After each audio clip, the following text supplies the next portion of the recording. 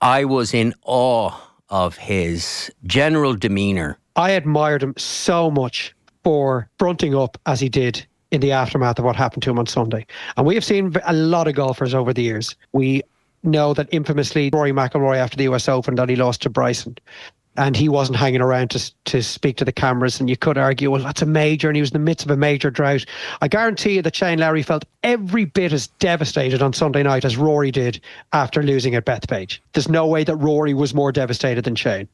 And it would have been so easy for Shane to sneak off to the car park and throw his clubs in the back of the car. And he's not far from his home there in Florida, and just head off.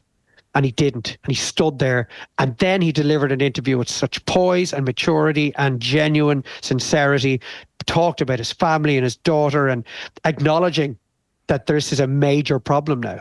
And very few golfers would actually do that. If I had any more room for increasing my level of respect for Shane Lowry, well, he's filled that room now on the back of how he reacted to that dreadfully disappointing 90 minutes on Sunday evening. Like, it was heartbreaking to watch. I think we had a duty of care to talk about it afterwards, and fair play to him for it. It does bother me when players don't do it. I think the whole product is dependent on, our storyline is embraced essentially to start with because of his input after the round. So I think the PGA Tour needs to be much tougher. I don't think you can cop out and not do it. And I think there's something good in doing it too, because you're all the time working on yourself, and I think it'll probably stand to him.